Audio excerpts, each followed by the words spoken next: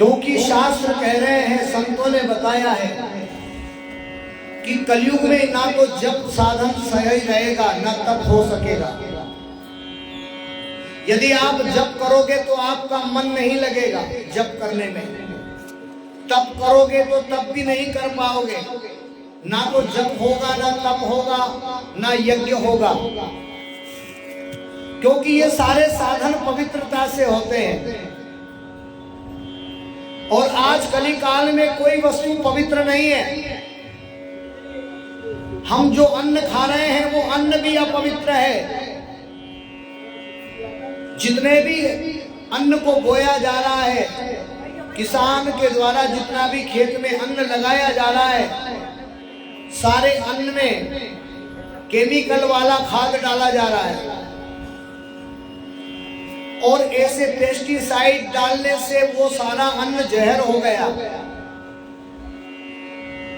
यदि उस अन्न को हम हवन में, यज्ञ में, पूजा में डालेंगे तो वही पूजा महाराज अशुद्ध हो जाएगी, पूजा शुद्ध नहीं होगी।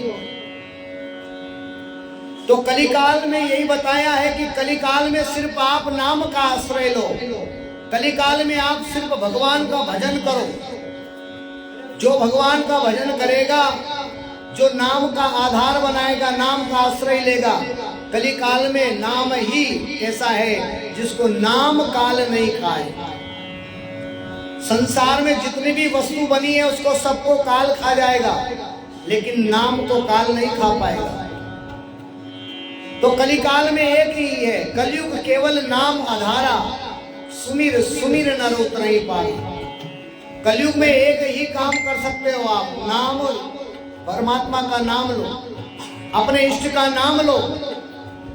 जिसको जिसके ऊपर श्रद्धा है, कोई शिव को मानता है तो शिव का नाम ले, कोई राम को मानता है तो वो राम का नाम ले, कोई कृष्ण को मानता है तो कृष्ण का नाम ले। अपने अपने इष्ट को आप जपें, बस कलिकाल में यही साधन है।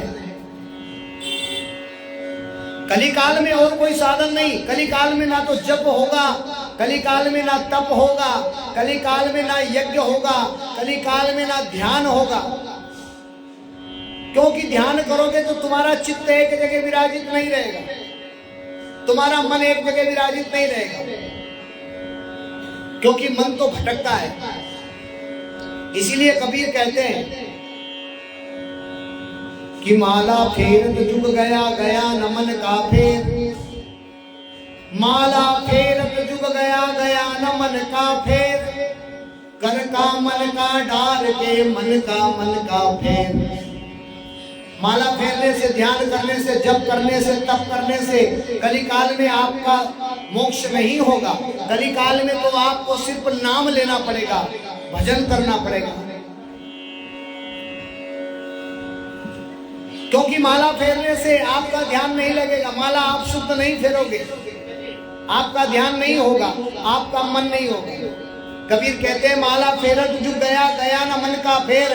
कर का मन का डार के, मन का फेर। हाथ की माला नहीं, मन का फेरना है। आपका मन परमात्मा में होना चाहिए, आपका हृदय परमात्मा में होना चाहिए, और श्वास श्वास से परमात्मा का भजन होना चाहिए। एक बार आप शरीर से भगवान का भजन नहीं करे चलेगा, लेकिन आपके श्वास श्वास से परमात्मा का भजन होना चाहिए। मन कपूर और तरु की थारी, आरती यह गुरुदेव तुम्हारी। अपने मन को कपूर बनाओ और तन को थाली बनाओ,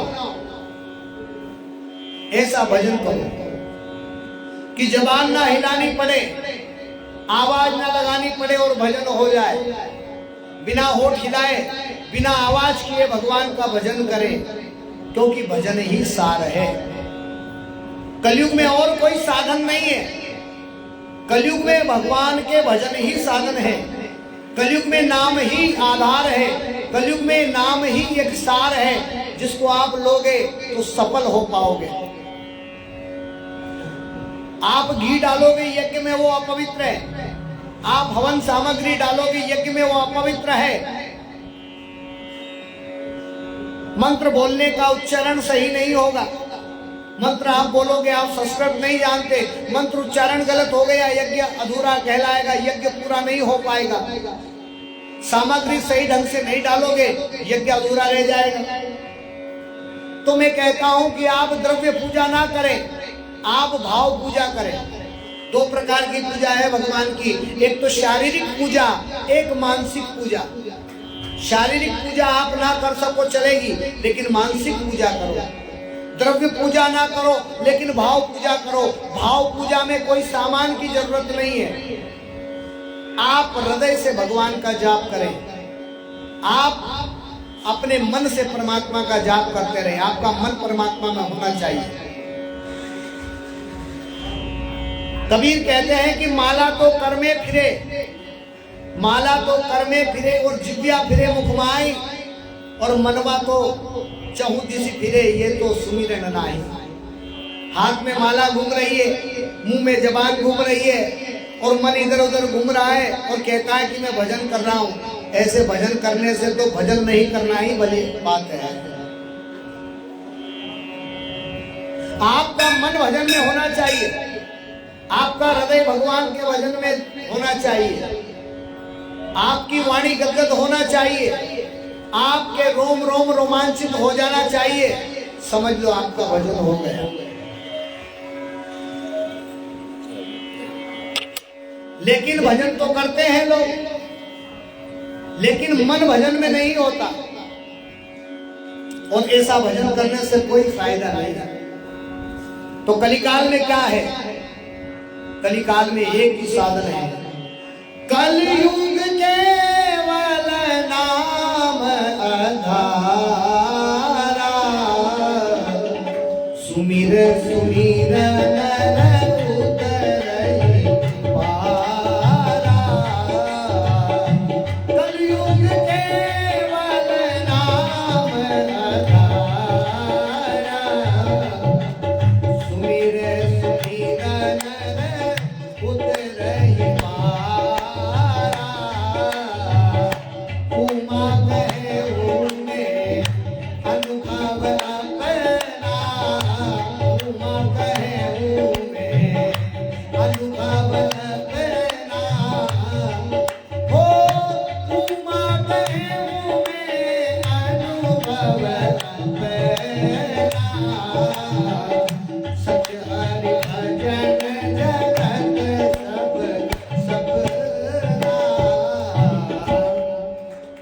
भगवान शिव कहते हैं,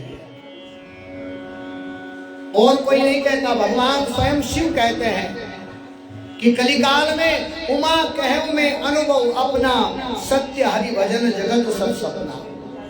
संसार में सारी वस्तु झूठ है, सारी संसार की चीजें नाशवान है, कोई शाश्वत नहीं है, सब मिटने वाली है, सब मरने वाली है।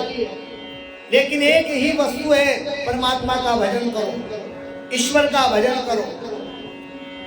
सारे छल कपट द्वंद्व द्वेष आदि छोड़कर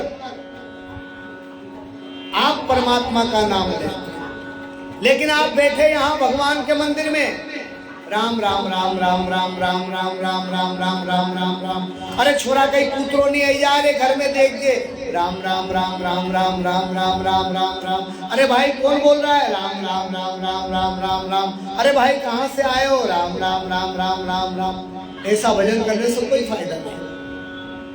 राम राम भी चल रहा है और काम काम भी चल रहा है। आपका मन राम में भी है और काम में भी है। और संत कहते हैं कि जहां राम तहां काम नहीं, और जहां काम तहां राम। एक काम एक साथ कर सकोगे, दो काम नहीं कर सकते। या तो काम कर लो या राम कर लो। इसलिए संतों ने, हमारे देश में एक बहुत महान हस्ती हुई है, आचार्य रजनीश। आचार्य रजनीश ने अपने वक्तव्य में कहा है कि या तो पहले राम कहो या काम कहो। और पहली बात तो काम से निवृत्त हो जाओ। संसार के सारी कामनाओं को, आप कामनाओं से तृप्त हो जाओ। इतना काम करो कि काम से तुम्हारा मन हट जाए। और काम से जब तुम्हारा मन हट जाएगा और जब तुम राम लोगे तो राम तुम्हारा सफल हो जाएगा। लेकिन काम नहीं करोगे पहले, और पहले ही राम राम करने बैठ जाओगे तो तुम्हारा मन तो काम में रहेगा, तब कहाँ तुम राम कर पाओगे। तो पहले काम से निवृत्त हो जाओ, संसार के तुम्हारे सारे काम है उनसे निवृत्त हो जाओ, उसके बाद में राम का नाम लो।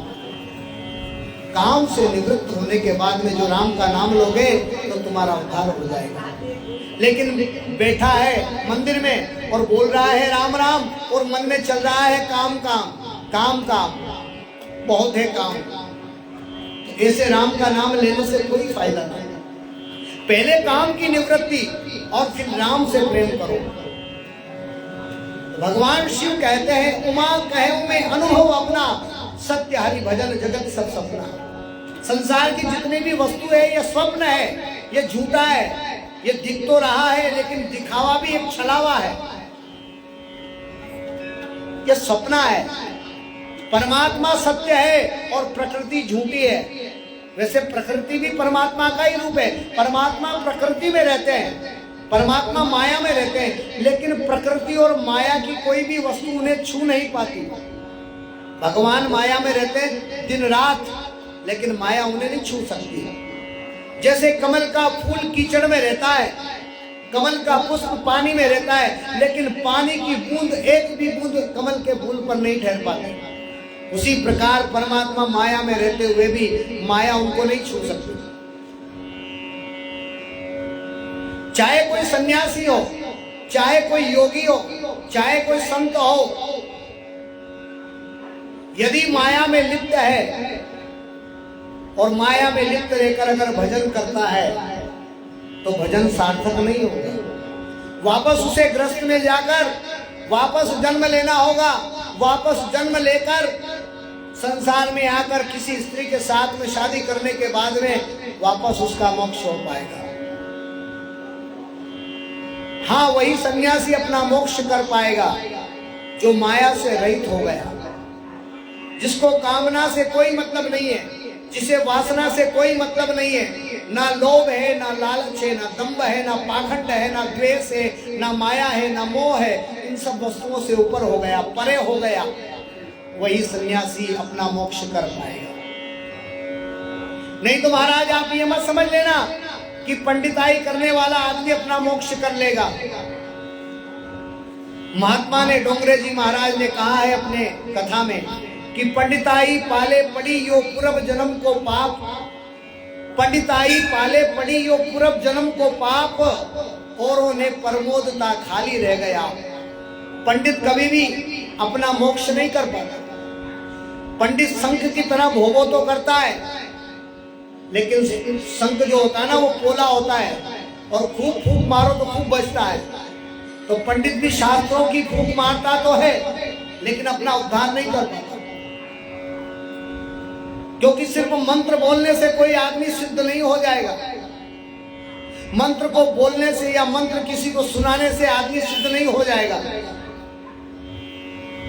इसके लिए स्वयं के अंदर जाकर स्वयं का भजन ही करना पड़ेगा, स्वयं को जानना पड़ेगा। अपने को जान बंदे मालिक तेरा तू ही है। अपने आप को जानना पड़ेगा, स्वयं को जानना पड़ेगा, लेकिन हम स्वयं को जान नहीं पाते। स्वयं को मान लिया कि मैं रमेश हूं, स्वयं को मान लिया कि मैं महेश हूं, स्वयं को मान लिया कि मैं दिनेश हूं, लेकिन तुम ना तो रमेश हो, ना तुम दिनेश हो, ना तुम महेश हो, ना शर्मा ना वर्मा नहीं जाति धर्मा। ना तुम शर्मा हो, ना तुम वर्मा हो, ना तुम्हारी कोई जाति है, ना कोई तुम्हारा धर्म है। तुम स्वयं मालिक हो, लेकिन तुमने अपने आप को मालिक नहीं मान रखा, तुम गुलाम बन गए हो। तुम वासना के गुलाम बन गए, तुम कामना के गुलाम बन गए। कोई जबान का गुलाम है, कोई आंखों का गुलाम है, कोई कानों का गुलाम है। सब अपने अपने हिसाब से अपने को जो जमा उस इंद्रियों का गुलाम बन गया।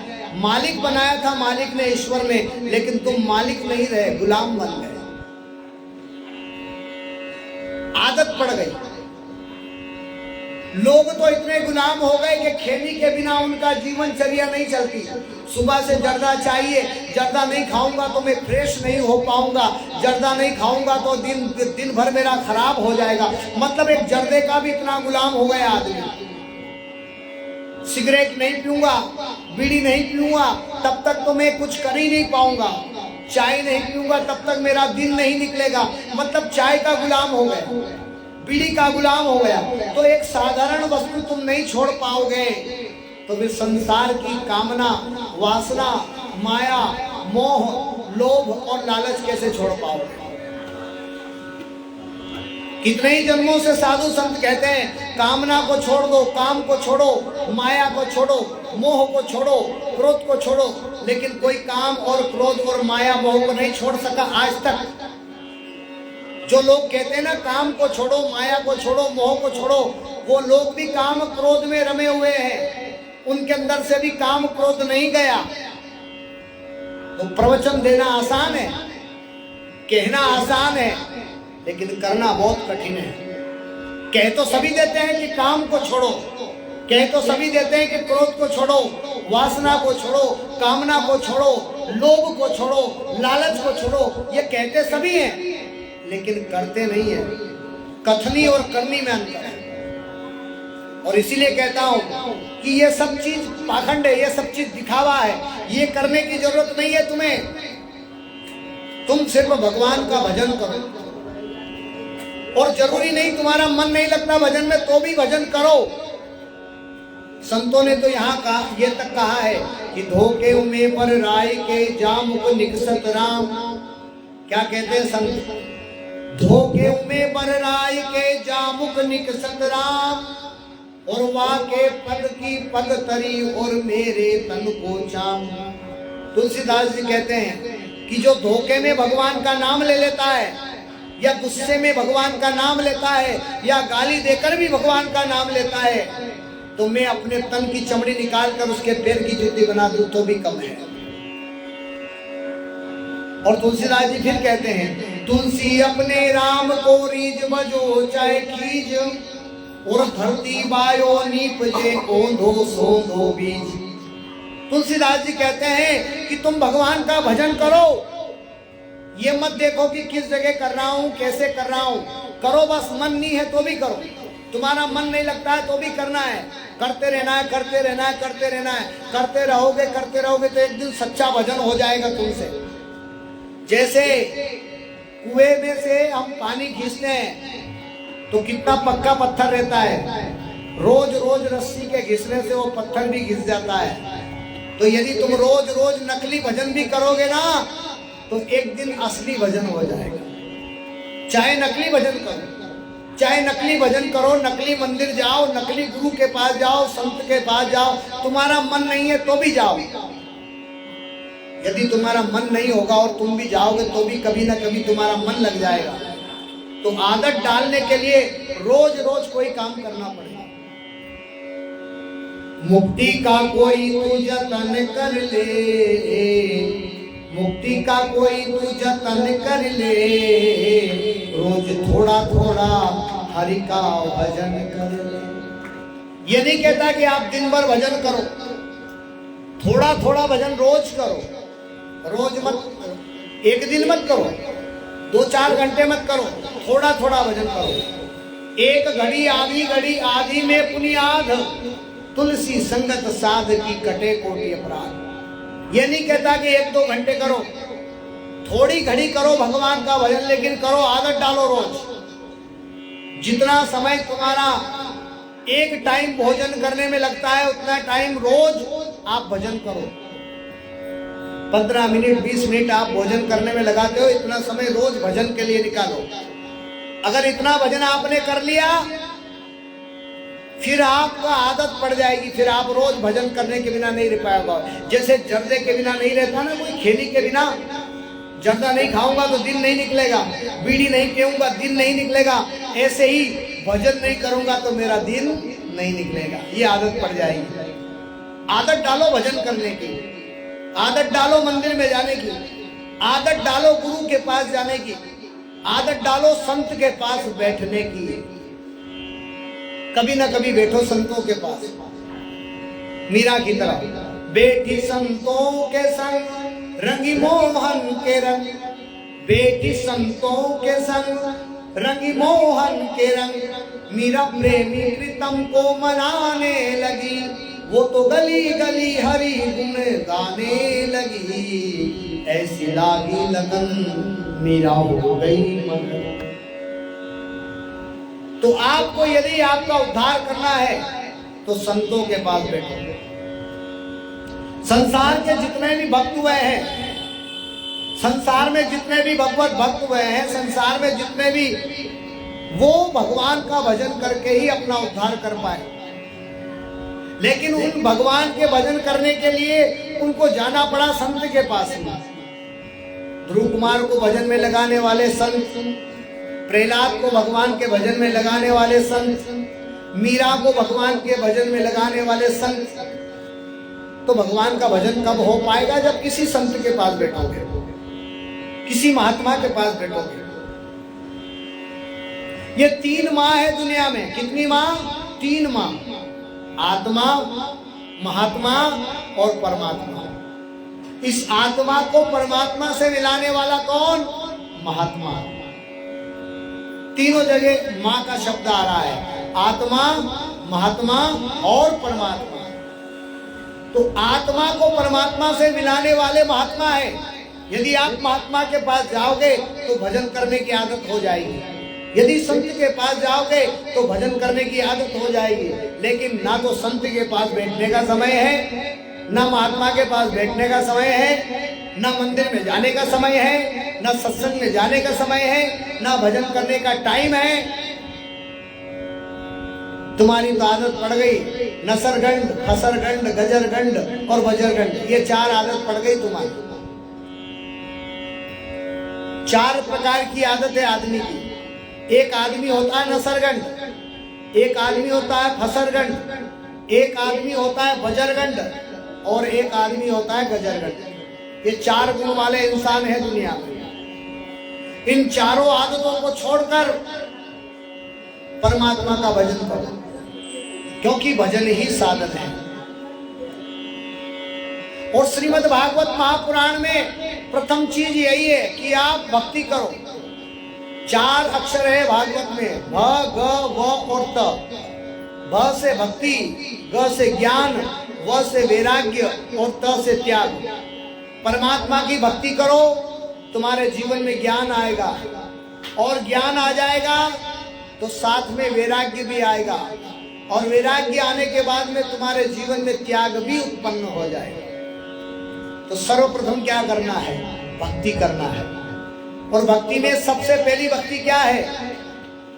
क्या कहते हैं तुलसीदास जी? प्रथम भगति सतन कर संगा, प्रथम भगति सतन कर संगा, दूसरी रति मम कथा संगा, प्रथम भगति संतन कर संगा, प्रथम भगति संतन कर संगा, दूसरी रति मम कथा संगा, प्रथम भगति संतन कर संगा, दूसरी रति मम कथा संगा। प्रथम भक्ति क्या है? प्रथम भक्ति यह है कि आप किसी संतों का संग करो, संतों के पास बैठो, संतों से ज्ञान प्राप्त करो।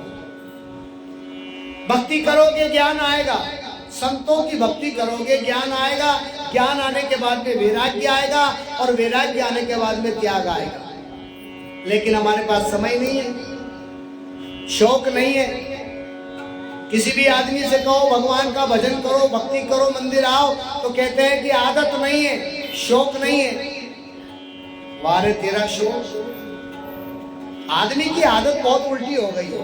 कोई भी चीज में, अरे गुरुजी शौक नहीं है, अरे गुरुजी आदत नहीं है, अरे गुरुजी मजा नहीं आया। अरे मजा क्या, तुम्हारे बाप का गुलाम है जो तुम्हारे हिसाब से आ जाएगा।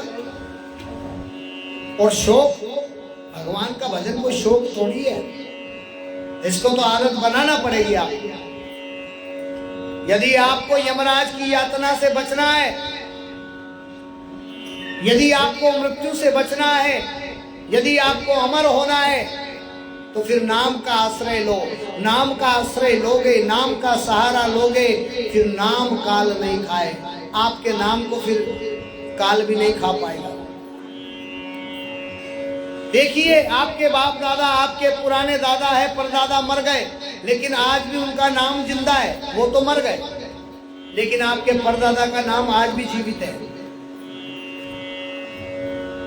तो भगवान का नाम लो, भगवान की भक्ति करो, नाम का आश्रय लो। राजा परीक्षित ने प्रश्न किया, हे धर्म सम्राट योगीराज सुखदेव महामुनि, कल के चरित्र में आपने, भगवान ने वराह रूप धारण किया, कपिल रूप में अवतार लिया, पृथु की कथा और भक्त ध्रुव की कथा आपने श्रवण कराई। आगे के चरित्र में श्रीमद् भागवत में जो भी और महान भक्त हुए उनका चरित्र श्रवण करना है। कान्य कुब्जे द्विजो ब्राह्मण दासी पतिर अजामिलः नामना नष्ट सदाचारो दास्या संसर्ग दूषितः। कान्य कुब्ज वंश में, ब्राह्मण वंश में उत्पन्न होने वाले ब्राह्मण, लेकिन ब्राह्मण कर्म से वो हीन हो गए, ब्राह्मण होकर भी कर्म गंदे हो गए, जिसके कारण उनके अंदर ब्राह्मणत्व नहीं रहा। ब्राह्मण कौन है? ब्रह्म जाने इतेति ब्राह्मण, वेद भणे इतेति ब्राह्मण। जो वेद का पाठ करता है वही ब्राह्मण है, जो ब्रह्म का विचार करता है वही ब्राह्मण है, जो ब्रह्म को जानता है वही ब्राह्मण है। तो ब्रह्म जाने इतेति ब्राह्मण, जो ब्रह्म का दिन रात विचार करता है, जो ब्रह्म को जानता है वही ब्राह्मण है। जिसका मन पवित्र है, जिसका तन पवित्र है, जिसके कर्म पवित्र है, वही ब्राह्मण है।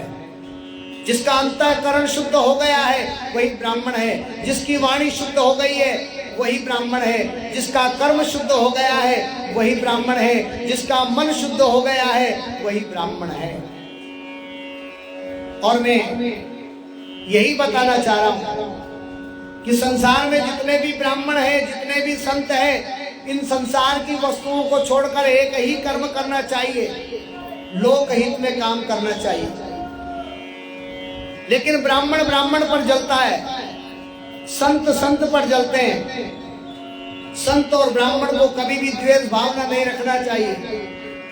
ब्राह्मण को कभी किसी ब्राह्मण के प्रति जलन भावना या द्वेष भावना नहीं रखना चाहिए। ब्राह्मण को ब्राह्मण की निंदा नहीं करना चाहिए, संत को संत की निंदा नहीं करना चाहिए। सबको मिलकर रहना चाहिए और सबको मिलकर लोक हित के काम करना चाहिए, सनातन के लिए काम करना चाहिए, मानवता का काम करना चाहिए, लोक हित में काम करना चाहिए, प्रकृति हित में काम करना चाहिए और परमात्मा का काम करना चाहिए। हनुमान जी महाराज लंका में जाने लगे तो रास्ते में सुरसा ने रोका हनुमान जी को। तो उन्होंने कहा कि राम काज कीने बिना मोई कहां विश्राम।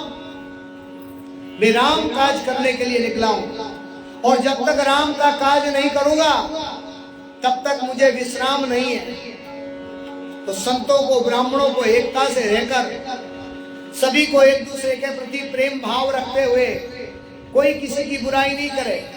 लेकिन महात्माओं की आदत, ब्राह्मणों की आदत हो गई, कहते तो है सर्वे भवन्तु सुखिनः, सर्वे सन्तु निरामया, और आपस में लड़ने लग जाते हैं, आपस में एक दूसरे की बुराई करते हैं, आपस में एक दूसरे के लिए झगड़ा करने लग जाते हैं। ये काम नहीं करना चाहिए। संत और ब्राह्मण का जन्म लोक हित के लिए हुआ है। संत और ब्राह्मणों का जन्म परमार्थ के लिए हुआ है। संत और ब्राह्मणों का जन्म मानवता की रक्षा के लिए हुआ है। जब जब भी मानवता पर कुठाराघात हुआ है तब तब संत और ब्राह्मणों ने इस मानवता की रक्षा की है, सनातन की रक्षा की है, सनातन को बचाया है। और सनातन किसको कहते हैं? जो तन से लगा हुआ है वही सनातन है। संसार में ऐसा कोई मनुष्य नहीं है जो सनातनी नहीं है। कौन ऐसा है संसार में जिसको अपने तन से प्यार नहीं है, अपने शरीर से प्यार नहीं है? जिसको शरीर से प्यार है वही सनातनी है, जिसको अपने तन से प्यार है वही सनातनी है। संसार में कोई भी धर्म वाला हो या कोई भी मजहब वाला हो, वो सारे लोग ही सनातनी है। तो संत और ब्राह्मण का एक ही काम है, वो सनातन की रक्षा करे, वो सनातन के लिए काम करे, वो मानवता के लिए काम करे, वो लोक हित के लिए काम करे, आपस में लड़ाई ना करे, एक दूसरों की बुराई ना करे, द्वेष भावना ना रखे, लोभ लालच को छोड़कर जन कल्याण की योजनाओं में काम करे, जन कल्याण करे, लोक कल्याण करे, मानवता की रक्षा करे, मानवता की सेवा करे। लेकिन नहीं, एक दूसरे लड़ने लग जाते हैं, एक दूसरे की बुराई करते हैं। जीवन काल में ये संकल्प करें कि ब्राह्मण होकर हम किसी की बुराई नहीं करेंगे और एक ही भावना लेकर चलेंगे। सर्वे भवन्तु सुखिनः, सर्वे सन्तु निरामयः। सभी लोग सुखी रहें, सभी लोग निरोग रहें, ये भावना, ये कामना लेकर चलना चाहिए। लेकिन नहीं, ब्राह्मण होकर एक दूसरे के प्रति जलन भाव रखना, ब्राह्मण होकर दूसरों की निंदा करना, ब्राह्मण होकर दूसरों से द्वेष करना, ये शास्त्र नहीं कहते। ब्राह्मण तो महाराज ऐसा ब्राह्मण होता है जो प्रत्येक जीव से प्रेम करता है। ब्राह्मण वही होता है जो परमात्मा को प्रत्येक जीव में देखता है। हरि व्यापक सर्वत्र समाना और प्रेम ते प्रकट होत में जाना। सिया राम मय सब जग जानी और करहूं प्रणाम जोरी जुग पानी। सिया राम कहाँ है? राम कहाँ है? राम कहाँ है? प्रत्येक जीव में राम विराजमान है। सिया राम मई सब जग जानी, सारा संसार राममय है और सारे संसार में राम को जानते हुए सारे संसार को प्रेम करें, प्रत्येक जीव को प्रेम करें। महाराज परमात्मा तो सब जगह बैठा हुआ है। कीड़ी के पग नेवर बाजे तो भी शायद सुनता है। परमात्मा तो इतना दयालु है कि चींटी के पांव की पायजब की आवाज को भी भगवान सुन लेता है। वो चींटी के अंदर भी बैठा हुआ है। कैसो खेल रचो मेरे दाता, जहाँ देखो वहां तू को तू, कीड़ी में कीड़ी बन बैठियो, हाथी में बन हाथी तू। वो हाथी में हाथी बन गया, वो चींटी में चींटी बन गया।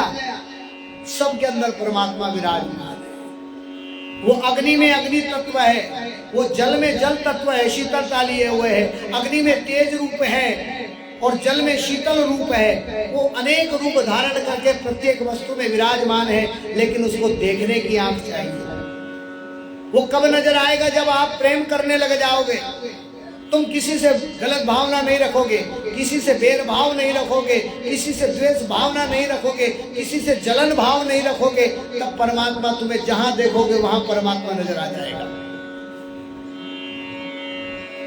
तो लोकहित के लिए काम करें। संत और ब्राह्मणों का यही काम है। लेकिन यहाँ पर एक अलग ही काम हो गया। कान्य पुत्रो द्विजो ब्राह्मण दासी पतिर अजामिलः नामना नष्ट सदाचारो दास्या संसर्ग दूषिता। कान्य कुब्ज ब्राह्मण वंश में पैदा होने वाले ब्राह्मण जो कर्म से गिर गए, ब्राह्मण कर्म को छोड़ दिया। महाराज ना तो गायत्री मंत्र का जाप करते हैं, ना पूजा करते हैं, ना ध्यान करते हैं, ना त्रिकाल संध्या करते हैं, ना माला फेरते हैं, ना गायत्री मंत्र का जाप करते हैं और ना भिक्षा मांगते हैं, ना अपने हाथ से भोजन बनाते हैं। तो फिर महाराज वो ब्राह्मण कहाँ? ब्राह्मण का कर्म यही है कि जो गायत्री मंत्र का जाप करता है, नगर में भिक्षा करता है, भिक्षा करके जो अन्न प्राप्त होता है उसको अपने हाथ से स्वयं बनाए। ब्राह्मण वही जो स्वपाकी है, ब्राह्मण वही है जो अपने हाथ से भोजन बनाए, और सन्यासी वही है जो भिक्षा मांग कर खाए। हाथ से भोजन बनाने वाला ब्राह्मण होता है। ब्राह्मण स्वपाकी होता है, अपने हाथ से बनाने वाला। गायत्री मंत्र का जाप करने वाला, गायत्री मंत्र की एक माला जपने वाला और जोर से चिल्लाकर बोलने वाला नहीं, गायत्री मंत्र को अंतर में ही जाप करने वाला ब्राह्मण कहलाता है। गायत्री मंत्र को कहीं भी बोलने का अधिकार नहीं है।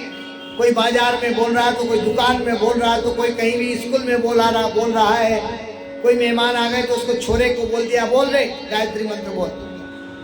हर जगह मंत्र को बोलने का अधिकार नहीं है, क्योंकि गायत्री मंत्र वेद मंत्र है और वेद मंत्र को कहीं भी हर जगह बोला नहीं जाता। जोर से चिल्लाकर बोलने का अधिकार नहीं, लेकिन चिल्लाकर लोग अपनी प्रशंसा करवाने के लिए, अपनी बड़ाई करने के लिए, अपने बच्चे की बड़ाई करवाने के लिए जोर से बोलो बेटा गायत्री मंत्र बोलो, ये सब दिखावा है, प्रशंसा के लिए किया जाता है। तो महाराज कान्यकुब्ज ब्राह्मण ऐसे ब्राह्मण होकर भी कहां रहने लगे? वेश्याओं के संग में रहने लगे। और वेश्याओं के संग में रहने के कारण उनका नाम क्या हो गया? अजामेल हो गया। क्या हो गया? अजामेल। अजा का मतलब होता है वेश्या। अजामेल जो वेश्याओं का मेल खाने वाला, वेश्याओं के साथ में रहने वाला, इसलिए उसका नाम हो गया अजामेल। दूसरा अजा का मतलब होता है बकरी और बकरे। बकरे को भी अजा कहते हैं। जो बकरियों का व्यापार करके बकरियों को बेचकर उससे अपना परिवार का पालन करने वाला, इसलिए उसका नाम हो गया अजामेल। तीसरा इंद्रियों को भी अजा बोला है। हमारे शरीर में जो 10 इंद्रियां हैं, ये 10 इंद्रियां भी अजा है। जो इंद्रियां का गुलाम हो गया, जो इंद्रियों का दास हो गया, जो इंद्रियों के आधार पर चलने वाला, वो अजामेल हो गया। सभी अजामेल है। किसी को खाने का शौक है, किसी को बुराई करने का शौक है, किसी को बुराई सुनने का शौक है, किसी को गलत जगह जाने का शौक है। ये सभी गुलाम है। गुलामी की आदत को छोड़ो, आजाद बनो। आजाद बनकर नाम को आधार बना। तो अजामेल ब्राह्मण होकर भी ब्राह्मण कर्म को छोड़ दिया और वेश्याओं के संग में रहने लगा। वेश्याओं के संग में रहकर दिन रात वेश्याओं के साथ रहना, ना धर्म करना, ना सदाचार करना, ना पूजा करना, ना धर्म आचरण करना, ना संध्या उपासना करना, महाराज सब कुछ छोड़ दिया। दिन रात वेश्याओं में पड़े रहना। लेकिन एक दिन भाग्य की बात, कोई कर्म, प्रारब्ध के कर्म जो थे, उनके दुष्ट जो कर्म थे वो समाप्त हो गए। बुरे कर्म थे वो बुरे कर्म समाप्त हो गए और कोई अच्छे कर्म, उसके कोई पुण्य आ गए और किसी पुण्य के कारण संतों का आगमन हो गया। अजामेल तो नहीं था घर पे, अजामेल की पत्नियां थी और घर पे कौन आ गए? संत आ गए। तात मिले पुनि मात मिले, सुख भ्रात मिले युवती सुखदाई, और राज मिले गजबाज मिले, सब साज मिले मनवांछित पाई। लोक मिले सुर लोक मिले, विधि लोक मिले वैकुंठ जाई, सुंदर और मिले सब ही पर संत समागम दुर्लभ भाई। सुतधारा और लक्ष्मी पापी के भी होए, और संत समागम हरि कथा तुलसी दुर्लभ दोई। ओहो हमारे भाग्य जाग गए, हमारे घर संत आ गए। आज हमारे भाग जागया, संत आया पामना, बंदगी प्रणाम करूं तन मन वारना। अरे मेरे भाग जाग गए, आज हमारे घर में संत का आगमन हो गया। जितनी भी वेश्या उनकी पत्नी थी अजामेल की, वो बड़ी प्रसन्न हो गई। आज हमारे घर संत आ गए, आज हमारे घर महात्मा आ गए, आज हमारे भाग जाग गए, आज हमारे कर्म समाप्त हो गए, बुरे कर्म। उनने कहा महाराज आप विराजिए, बैठिए, मैं पहले पोछा लगा देती हूँ, घर को साफ करती हूँ, फिर आपको घर में ले जाऊं। महात्माओं को बाहर बिठाया और बड़े प्रेम से घर को लिपा पोती करने लगी। और क्या कहती है, आइए प्रेम से। आज आनंद भयो आगे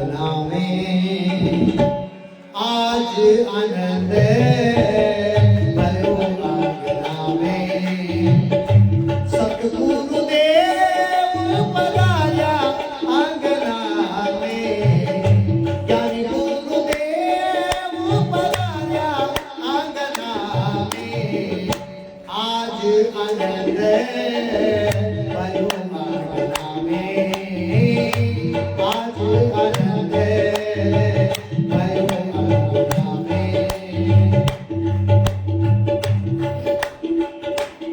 ओ ज्ञानी गुरुदेव पधारा आंगना में, सतगुरुदेव पधारा आंगना में, आज आनंद भयो आंगना में, आज आनंद भयो आंगना में।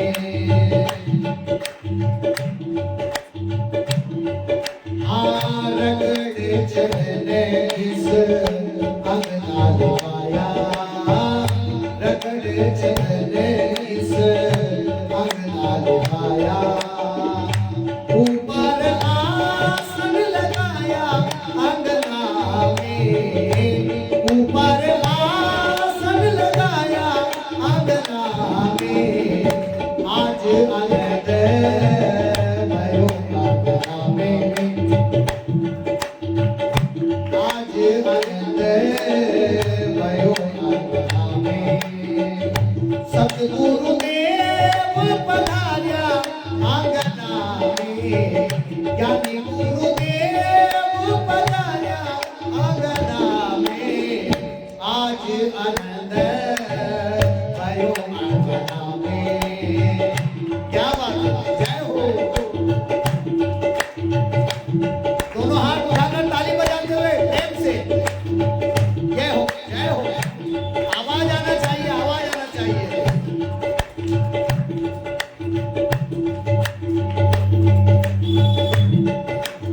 ओ आज आनंद भयो आंगना में, सतगुरुदेव पधारा आंगना में, ज्ञानी गुरुदेव पधारा आंगना में, आज आनंद भयो आंगना में। हाँ धर्मदास जी ने हरि लगाई, धर्मदास जी ने हरि लगाई, हर्ष हरस हरसाया अंगना में, हर्ष हरस हरसाया अंगना में, आज आनंद भयो अंगना में, सतगुरुदेव पधारा आंगना में, ज्ञानी गुरुदेव पधारा आंगना में, आज आनंद भयो आंगना में, भयो आंगना में, आज आनंद भयो आंगना में, आज आनंद भयो आंगना। बोले सदगुरुदेव भगवान की। आज संत का आगमन हो गया, महात्माओं का आगमन हो गया, संत का आगमन हो गया। धन्य है हमारे भाग्य, आज हमारे घर में संत का आगमन हो गया, महात्माओं का आगमन हो गया। ओ हो, हमारे भाग जाग गए, ऐसे महात्मा आ गए। महाराज आप ही हमारा उद्धार करोगे, आप ही हमें मोक्ष करोगे। हमारे चरणों की पूजा करी स्त्रियों ने, नारियों ने। कहाँ गया तुम्हारा पति? महाराज आने ही वाले हैं अभी थोड़ी देर में, आप बैठिए, अंदर चलिए। महात्माओं को मकान के अंदर ले गई, भवन के अंदर ले जाकर महात्माओं को आसन लगाया, प्रेम से महात्मा जी के चरणों का प्रक्षालन किया, महात्माओं को बिठाया और पति का इंतजार करने लगी घर के बाहर। अरे कि कहीं जानवर मार कर लेकर आएंगे, महात्मा देख लेंगे तो महात्मा वापस चले जाएंगे, क्योंकि हमारे कर्म अच्छे नहीं है। खड़ी है दरवाजे के बाहर, शाम का समय हुआ, आए तो क्या लेकर आए?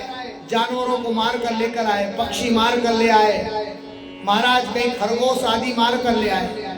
महाराज फेंकिए, फेंको इन्हें, आज हमारे भाग जागे हैं, हमारे घर संत का आगमन हो गया है, महात्माओं का आगमन हो गया है, हमारे पुण्य जाग गए हैं, हमारे भाग जाग गए हैं, हमारे जो दुष्ट कर्म थे वो सब समाप्त हो गए, आज महात्माओं का आगमन हमारी कुटिया पे हो गया। फेंकिए और स्नान करिए। अजामेल से सभी जानवर फिकवाए और स्नान करवाया और ले जाकर पत्नियां गई, जाओ चरणों में गिरो महात्माओं के। महात्माओं के चरणों में जाकर गिर गए अजामेल।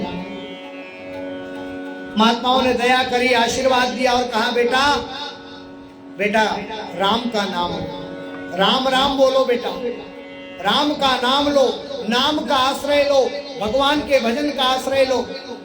अजामेल ने कहा प्रभु पाप इतने किए कि राम का नाम नहीं निकलता, मैंने इतने कर्म बुरे कर लिए, इतने पाप कर लिए हैं कि उन पाप के कारण मैं राम का नाम नहीं ले सकता। क्या ताकत है जीव की जो राम नाम लेवे, क्या ताकत है जीव की जो राम नाम लेवे, पाप देवे झापट की तो मुंडो फेर देवे।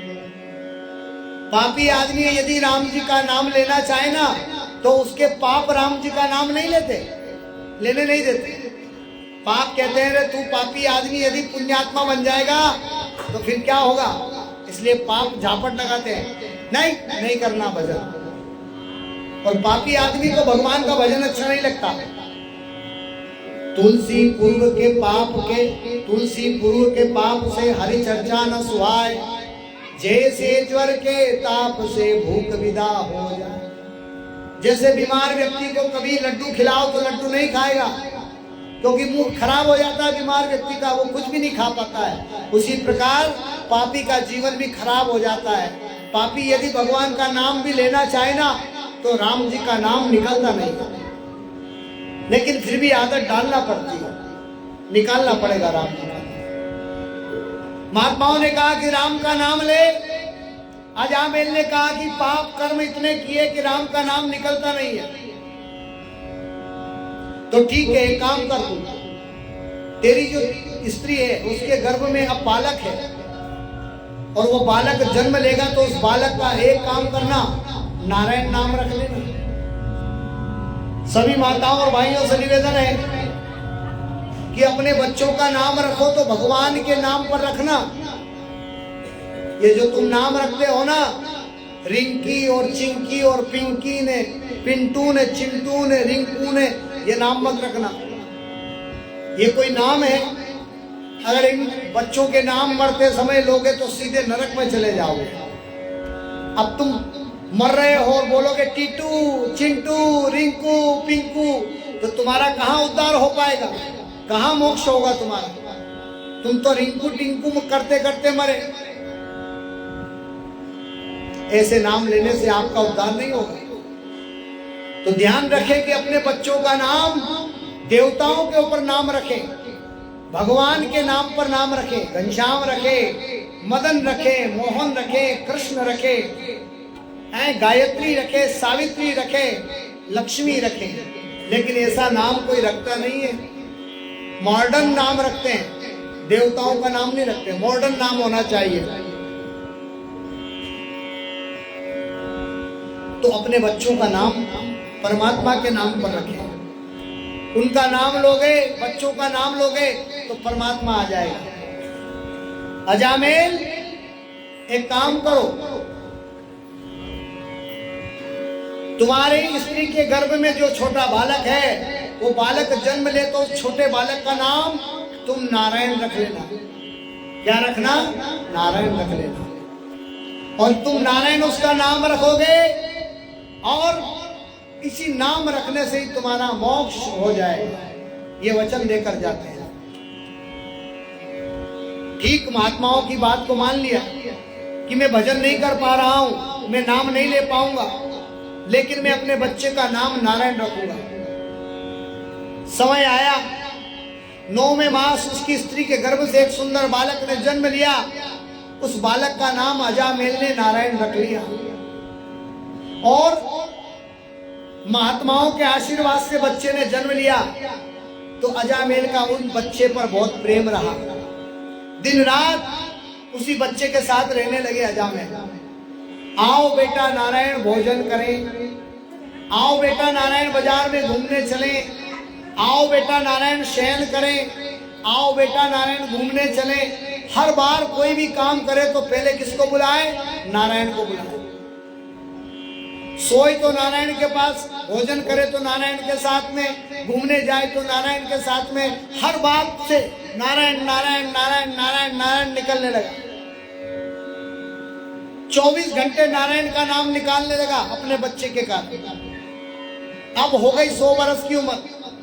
10 डावड़ो, 20 बावड़ो, 30 तीखो, 40 फीको, 50 पाको, 60 में थाको, 70 में सड़ियो, 80 में अड़ियो, 90 में नड़ियो और 100 में तो बड़े ही बड़े हो। 100 साल की उम्र हो गई अजामेल की। मरने का समय आया, वृद्धावस्था आ गई, मृत्यु समय आ गया, यमराज आ गए अजामेल को लेने के लिए। अब यमराज को देखकर घबराया।